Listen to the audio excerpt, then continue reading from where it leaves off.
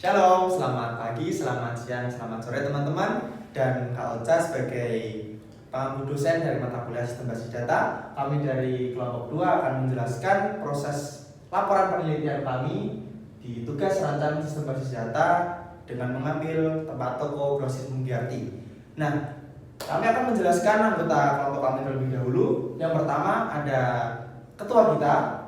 Saya Sebastianus Ade Primandaru dengan NIM 67 2024 110. Dan kami akan menjelaskan juga anggota kelompok kami. Saya Zaki Ahmad Ampunglo dengan NIM 67 2024 134. Dan saya Jonathan Eka Valerian, NIM 67 2024 114. Saya Esther Nika Gustanti dengan NIM 67 2024 132. Saya Sendi Ramanadita dengan NIM 67 2024 106. Dan saya sendiri Gafur Levan Rizky. Dan saya akan mulai untuk menjelaskan di bagian pendahuluan. Nah, pendahuluan dan latar belakang yang kami ambil. Kenapa kami ambil toko grosir? Karena yang pertama, toko grosir bisa kita temui di mana saja, di hampir setiap kota pasti ada toko grosir untuk menyediakan berbagai bahan-bahan pokok dan kebutuhan masyarakat. Dan yang kedua, di toko grosir ini kita bisa mendapatkan banyak data yang beragam. Contohnya seperti data transaksi, data jual beli, data pelanggan, data karyawan, dan lain-lain. Dan yang ketiga, yang terakhir, yaitu masih banyak toko grosir yang masih belum memiliki sistem basis data yang memadai. Maksudnya kita akan menyediakan sistem basis data untuk mereka supaya lebih bisa mengelompokkan data, mereka bisa mengelola perusahaan mereka dengan lebih baik. Next. Dan yang kedua akan dijelaskan oleh teman saya. Oke, saya akan menjelaskan tujuan dan manfaat. Ini ada satu tujuan untuk membuat sistem basis data yang sesuai kebutuhan toko.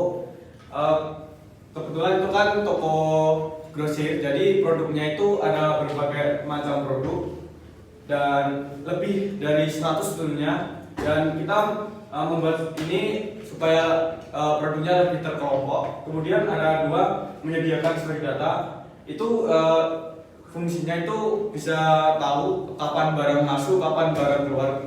Terus kemudian yang ketiga itu mendorong pertumbuhan bisnis. Kebetulan tokonya itu berada di desa, jadi kita bantu untuk tokonya bisa bersaing dengan toko-toko besar di perkotaan. Kemudian ada manfaat. Yang pertama itu mempermudah pemantauan proses bisnis.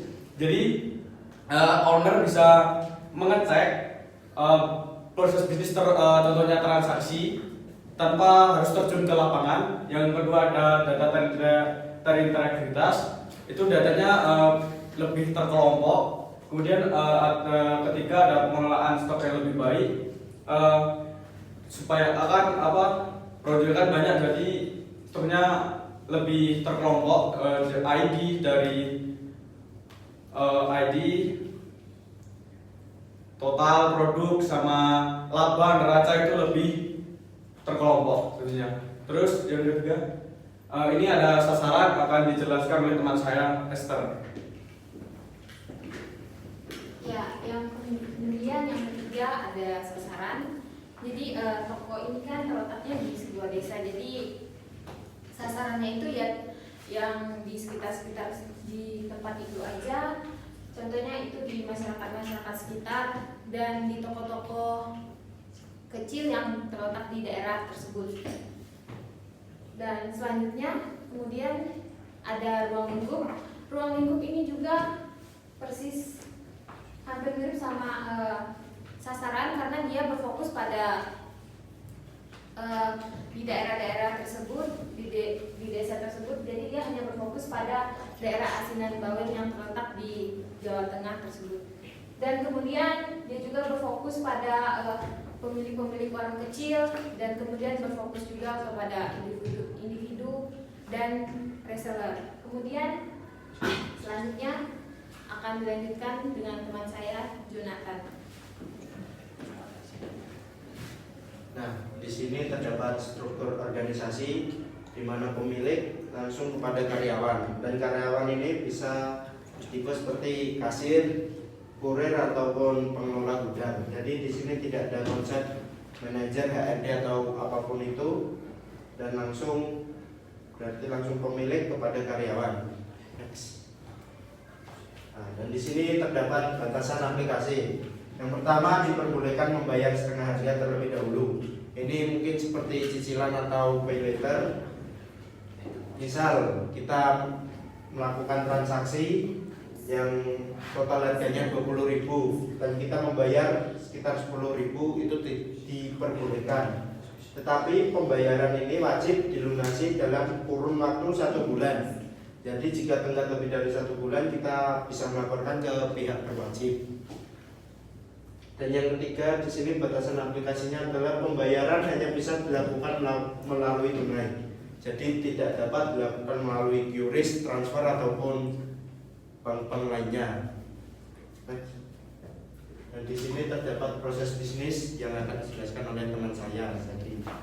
Nah, di sini tuh ada proses bisnis penjualan dan proses bisnis pembelian. Di proses bisnis penjualan ada 2, yang melalui online ataupun melalui offline. Nah, ini apabila proses penjualan yang online itu ada pemesan via WhatsApp, terus customer memilih barang yang hendak dibeli, kasir menghitung, dan barang di packing jika harus per karyawan, customer melakukan pembayaran tagihan sesuai barang yang dibeli, karyawan mencatat data pelanggan, mencetak nota, kurir mengantar pesanan pelanggan, dan kurir memberikan barang beserta faktur. Nah, bedanya kalau di yang proses pembelian bisnis penjualan itu, yang offline itu customer itu datang ke toko lalu memilih barang dan membawanya ke kasir dan seterusnya, itu masih sama.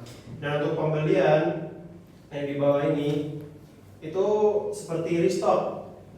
Toko menghubungi supplier, kemudian memilih barang dari supplier, dari aplikasi yang supplier itu, lalu call konfirmasi dari supplier dan melakukan pembayaran ke supplier, pembayaran diterima supplier lalu dikirim oleh supplier, dan konfirmasi barang itu sudah sampai ke toko atau belum. Next. Nah, ini nanti akan dijelaskan oleh teman saya, Bas. Ya, di sini kita mempunyai entitas bernama supplier. Supplier di sini kita berrelasi dengan restock, yaitu one to many. Kenapa one to many? Karena satu restock itu bisa dimiliki oleh satu supplier, dan supplier bisa ke banyak restock. Terus restock ke produk. Restock ke produk, restock itu maksudnya menambah jumlah produk. Jadi kita berrelasi dengan produk. Di sini satu restock, satu ID restock bisa jumlah banyak. Jadi one to many ke produk. Terus selanjutnya adalah ke detail transaksi. Satu produk bisa ke banyak detail transaksi, dan detail transaksi, satu detail transaksi itu cuma bisa satu produk. Karena itu kita memakai one to many. Setelah itu kita ke transaksi. Transaksi itu dalam satu transaksi itu bisa membuat banyak detail transaksi. Jadi di situ kita memiliki relasi one to many. Setelah itu ada data karyawan, ada identitas karyawan. Dalam identitas karyawan ini kita berhubungan dengan transaksi, karena yang mencetak transaksi adalah karyawan. Di sini kita karyawan dengan transaksi one to many. Kenapa? Karena satu karyawan bisa melakukan banyak transaksi. Selanjutnya adalah transaksi dengan delivery. Delivery di sini maksudnya adalah pengiriman, di mana delivery ini kita bisa mengambil banyak transaksi, dan relasinya adalah one to many. Setelah itu delivery dengan pelanggan. Di sini relasinya adalah one to many. Kenapa one to many? Karena satu delivery itu bisa mengirim ke banyak pelanggan. Oke, next. Ya, di sini ada laporan-laporan. Untuk yang pertama, laporan menampilkan pendapatan laba paling besar. Fungsinya adalah untuk menampilkan produk seperti gambar berikut. Ya, di sini dari laba paling besar adalah minyak rezeki tersebut. Selanjutnya, menampilkan data karyawan. Kenapa kita memilih menampilkan data karyawan? Untuk sebagai data. Lanjut. menampilkan apakah pengantaran sudah terkirim. Di sini untuk menampilkan delivery kepada pelanggan yang sudah terkirim atau belum. Selanjutnya. Terus menampilkan data pelanggan. Nah, di sini data-data pelanggan ini fungsinya agar kita tahu pelanggan yang berrelasi dengan kita itu seperti pada contoh di sini. Selanjutnya.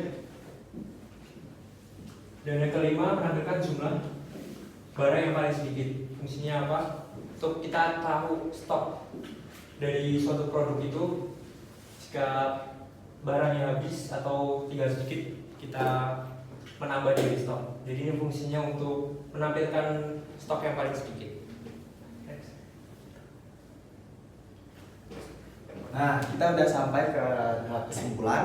Jadi kesimpulan yang dapat kelompok kami ambil yaitu dengan adanya proyek akhir ini, dengan mata kuliah sistem basis data, kita dapat membantu suatu perusahaan untuk mempermudah proses bisnis mereka dengan membuat pengelompokan data yang dibutuhkan oleh mereka, baik untuk mengelompokkan data-data transaksi, data-data produk, data-data restock, supplier, seperti yang dijelaskan di IRT tadi. Dan dengan adanya sistem basis data ini, kita juga dapat mempermudah pemilik dalam memantau, dalam mengelola semua barang dan data transaksi yang masuk. Dan kita akan menampilkan proses-proses kita dengan dokumentasi. Nah, ini dia foto-foto kita saat kita sedang mengerjakan, kita sedang wawancara. Ini ada pemilik dari toko grocery Mulyati sendiri. Dan kita sudah sampai ke penghujung presentasi kita, teman-teman.